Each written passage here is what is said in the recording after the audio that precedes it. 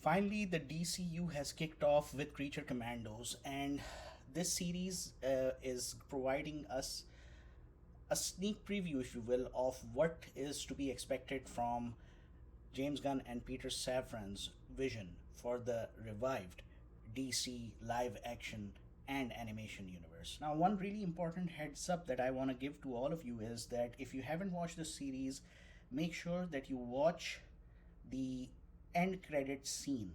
There's only one end credit scene. The story, the writing, the direction, it's just amazing. And I'm glad this was done in animation form rather than live action because of a lot of violence, blood, gore.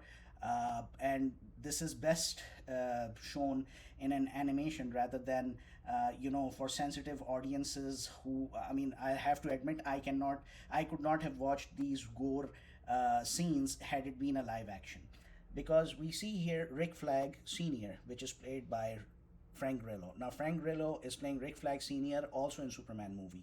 So his hair in the movie are pretty much black, okay?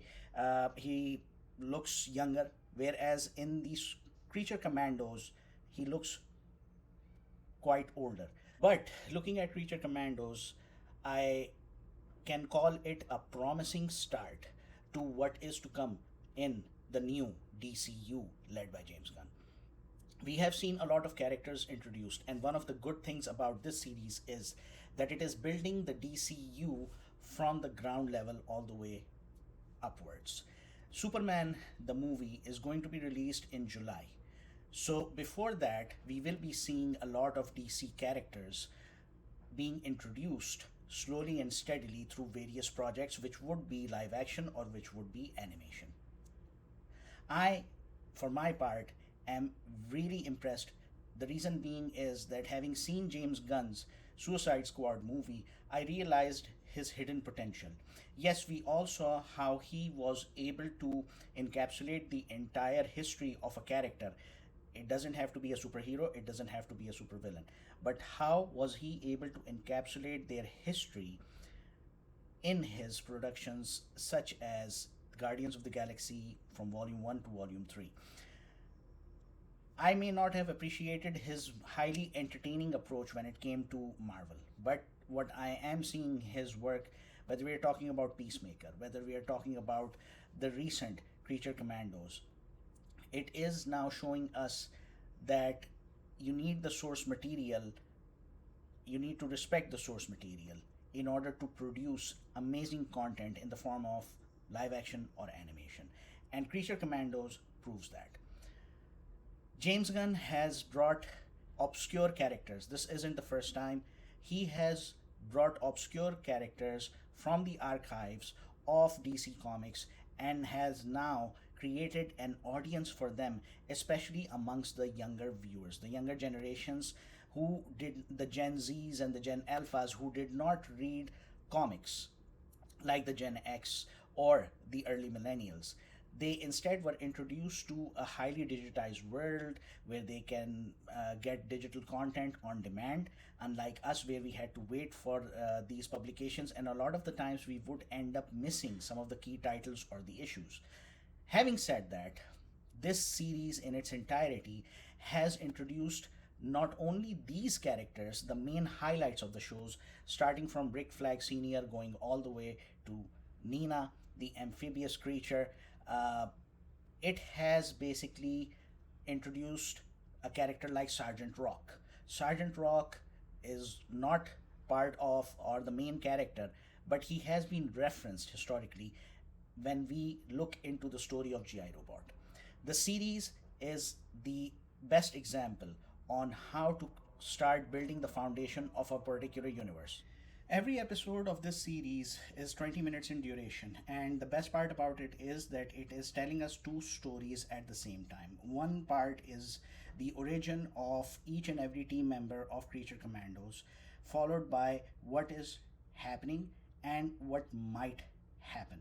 So, in this respect, we get to see a lot of cameos. I'm not going to spoil the cameos for you guys, but obviously, they have touched upon almost each and every sphere or theater within the DC universe, ranging from Bloodhaven to Gotham to all of the other important places that basically connect them with our favorite superheroes. I also appreciate the style of animation which DC had started to change, started to evolve over the decade. And right now we see a blend of basically the Western American style of animation mixed with some elements of anime. And this to me is a smart strategy in order to make the content visually appealing not only to the audiences in much of the world, but also a very important segment when it comes to pop culture, which is Far East. So, what does it tell us? It tells us a great deal about what's in plan and what should we be expecting. Should we be optimistic about the upcoming Superman movie? Yes, we should be. Should we be optimistic about the introduction of other DC characters that will be introduced slowly and steadily under the new flagship DCU led by James Gunn? Yes. This is a sigh of relief for anyone who is a DC fan, whether he or she is a comic book reader, whether he or she is a DC fan because of the TV series or the live action productions that came about within the last 20 years. This is going to be something that will be catered to the hardcore DC fans. And if you consider yourself a hardcore DC fan, this one is a must watch for you. What DC and James Gunn and Peter Safran are trying to build over the period of the next decade, it's something going to be really exciting that's going to blow our minds away. There's only one end credit scene, and that's in episode 7. Other than that, the series is completely free of any mid or end credit scenes, so make sure you do watch that. Let me know what you guys think. If you have watched Creature Commandos, how was it? Did you like it? What were the aspects that you didn't like? Share your questions, share your comments. If you like this video, please press the like button, share this video. I'm just really excited for what's coming up next in the new DCU. Thank you very much for watching.